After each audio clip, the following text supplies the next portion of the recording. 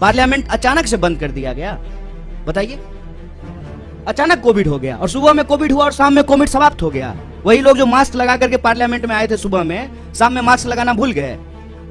भीड़ में जाते हैं तो मास्क नहीं लगाते हैं। जब रैली में जाते थे, जब डेल्टा वेरिएंट था, दीदी ओ दीदी कर रहे थे बंगाल के चुनाव में जाकर के, डेल्टा वेरिएंट था, तब जो है मास्क नहीं लगा रहे थे। और जब चीफ मिनिस्टर्स के साथ ऑनलाइन मीटिंग हो रही है, जूम कॉल हो रहा है, तब मास्क लगा लिए। लोग को मूर्ख समझते हैं, बेवकूफ समझते हैं।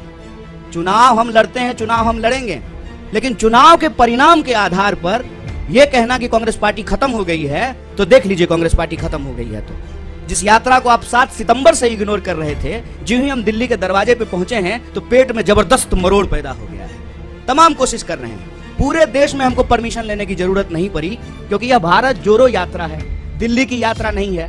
लेकिन जो है दिल्ली में जो है अड़ंगा लगाने की कोशिश की जा रही है। तो इस बात को हम सब लोग समझें। आज हमारा देश जिन परिस्थितियों से गुजर रहा है उसको स्वीकार करें। चुनाव है, चुनाव लड़ेंगे, हारेंगे, जीतेंगे, एक बात है, लेकिन चुनावी प्रक्रिया भी चलती रहनी चाहिए। इलेक्शन कमीशन भी ठीक से काम करना चाहिए। एक सवाल हमारी यात्रा के ऊपर, बच्चे क्यों आ रहे हैं? बच्चों को लेकर के जो है हमारे ऊपर केस किया गया, कंप्लेन किया गया। और मोदी जी जब गए गुजरात में कैंपेन करने के लिए, तो बच्चा को बिठा करके अपने साथ चुनाव प्रचार कर रहे थे। तब इलेक्शन कमीशन कहां चला गया? नियम कानून सबके लिए बराबर होगा, विपक्ष के लिए जो होगा वही सत्ता के लिए भी होगा। तो चुनाव के इर्द गिर्द विमर्श बना करके ना, हार जीत के इर्द गिर्द, और उस हार जीत में भी कोई नैतिकता नहीं है। जीती हुई पार्टी का विधायक खरीद करके सरकार बना लेना। जब तक यहाँ थे तो जो है देश विरोधी थे, हरियाणा में इसी। तो ये जो सवाल है, इस पे हम लोगों को मुखरता से बोलना पड़ेगा। इलेक्शन से भाग नहीं रहे साहब, इलेक्शन हम भी जीते हैं और फिर भी जीतेंगे।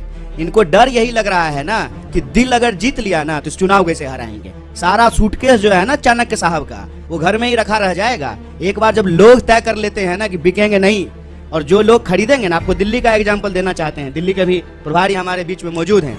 हमारे 2 लोगों को खरीदने की कोशिश की गई। ये चलन पैटर्न हो गया है। अब दूसरी पार्टियां भी ऐसा करना शुरू कर देगी। इस प्रवृत्ति पे हमको हमला करने की जरूरत है। उसके बाद आम लोग जाकर के घर घेर लिए, उसके बाद नहीं हम लोग कहीं नहीं जा रहे, हम यहीं रह रहे हैं। जनता के अंदर वो चेतना जगाना, ये हमारी प्राथमिकता है। चुनाव भी होगा, लड़ेंगे भी और जीतेंगे भी। सवाल है, अपने आप कह रहे हैं भावनात्मक तौर पर देश को तोड़ने के लिए यात्रा निकली है, नफरत को हटाने के लिए, वैमनस्य को दूर करने के लिए, लेकिन बतौर राजनीतिक दल इसका पैमाना क्या है आपके लिए? देखिए, भावना एक बात है, भूख का भी सवाल है। हम इसके 2 पक्ष पे बात कर रहे हैं। हम कह रहे हैं कि घर के लोग अगर आपस में लड़ते रहेंगे ना, तो घर टूट रहा है, इसकी मरम्मत करनी है, इस पे ध्यान नहीं जाएगा। तो हम कह रहे हैं कि इसका एक पक्ष ये है कि देश में रहने वाले सब लोग भारतीय हैं। हरियाणा के लोग भी भारतीय हैं, बिहार के लोग भी भारतीय हैं, हम सब भारतवासी हैं, और हम सब के मिलाने से ही देश बनता है।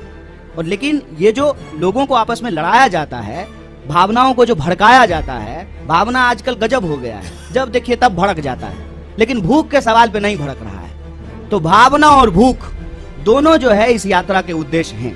प्राइमरली अर्थशास्त्रियों ने भी ये कहना शुरू कर दिया है कि अगर देश में नफरत का माहौल रहेगा तो रोजी रोटी का सवाल गायब रहेगा। दूसरा हमला जब यात्रा शुरू हुई, तब उन्होंने दूसरा हमला किया, और ये बड़े शर्म की बात है और बड़ी सोचने की बात है। हमारे बीच में भी मेंबर ऑफ पार्लियामेंट बैठे हुए हैं, इलेक्टेड रिप्रेजेंटेटिव्स हैं।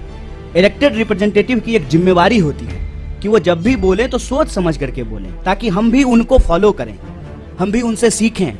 और मैं तो कहता हूं कि आज अगर नेताओं की बात पे भरोसा करके कोई स्टूडेंट उसको सच मान ले और परीक्षा में वही लिख दे, तो वो फेल हो जाएगा, क्योंकि वो इतना झूठ बोलते हैं, इतना गलत बोलते हैं।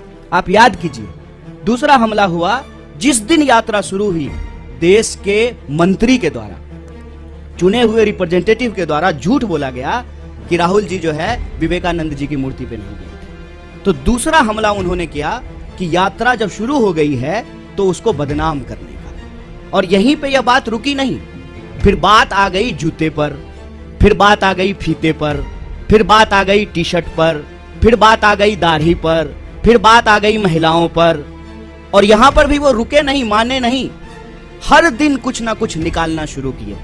और जब हकीकत में कुछ नहीं मिला, तो जो उनका तीसरा हमला था, जो उनका डर्टी ट्रिक डिपार्टमेंट जो करता है कि किसी का सर किसी के जो है सर के ऊपर लगा दो, किसी का आवाज कहीं पे चिपका दो, यात्रा को लेकर के नकली वीडियो बनाना शुरू किए। यात्रा जब आगे चली जाती है तो पीछे सड़क खाली ही होगी, यात्रा आगे बढ़ गई है तो उस खाली सड़क का वीडियो बना करके दिखाते हैं, कोई है ही नहीं। अरे भाई जब कोई है ही नहीं, कोई लोग यात्रा में आ ही नहीं रहा है, तो क्यों आपको अभी जो है प्रोटोकॉल की याद पड़ी है? कोरोना प्रोटोकॉल की जरूरत क्यों है?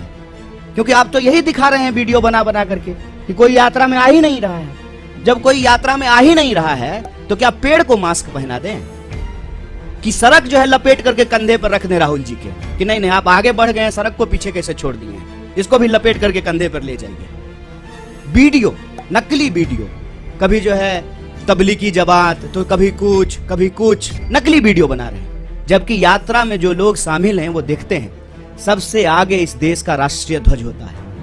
और जयराम जी, दिग्विजय सिंह जी, इनसे हम नौजवानों को सीखना चाहिए कि लगातार वो उस झंडे के साथ चलते हैं।